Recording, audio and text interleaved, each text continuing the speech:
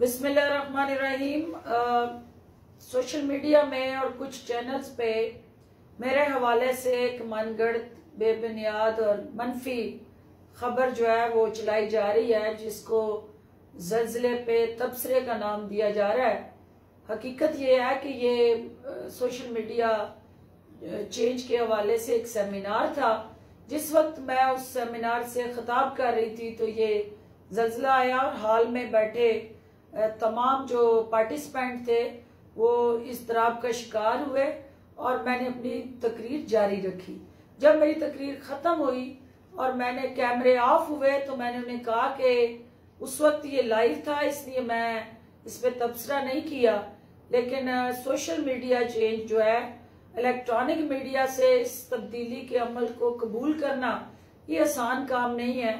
और कोई भी तब्दीली जो होती है वो social media mode of communication से जुड़ी हो या सिविल सोसाइटी के मिजाज से जुड़ी हो या कुछ सियासी तब्दीली हो, किसी भी तब्दीली जो है उसको कबूल करने में और एक्सेप्ट करने में, ओन करने में रेजिस्टेंस आती है और ये उस रेजिस्टेंस को जमीन भी कबूल नहीं करती। इस अंदाज से किसी और पैराए में ये स्टेटमेंट दी गई, जिसको ज़ल्ज़ले के तबसरे के साथ जोड़ के कुछ गैर जिम्मेदाराना अंदाज से सोशल मीडिया और इलेक्ट्रॉनिक मीडिया पे मेरे भाई चला रहे हैं।